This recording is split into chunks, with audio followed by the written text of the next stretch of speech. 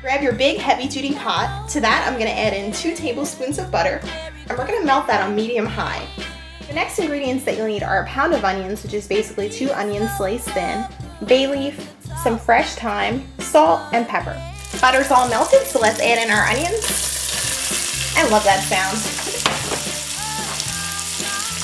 Add in your fresh thyme, and don't worry, we'll take the sprigs out when we're done, so you won't be eating them. Your bay leaf, a little pinch of salt, gonna bring out some of the sugar in those onions, and just some white pepper. Actually, let me add just a little bit more salt. Grab your spoon and just stir it so the butter gets on all your onions. And we're just gonna saute that for about 25 to 30 minutes until the onions caramelize and they get a brown color. Now you've caramelized your onions, so we're gonna add in a teaspoon of flour, just regular all-purpose flour, and that's gonna thicken this up a little bit before we add in our stock and our white wine. Now we're just gonna add in half a cup of white wine, and that's really gonna deglaze the bottom of the pan so you get all that flavor. And let that bubble away for about 2 minutes so the alcohol cooks off. Okay, last 2 elements here. We're gonna do 1 cup of water, and then 2 cups of beef stock. Make sure you just get a good quality kind, and you can get low sodium because we're gonna add more salt at the end, and we have all that cheese and everything too. Give that a stir. That smells good already.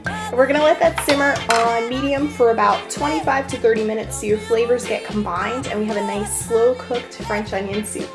This is really the perfect way to use leftover bread. So I had some Italian bread that I got in New York the other day. I'm just gonna take a really thick slice and we're gonna put it right on top.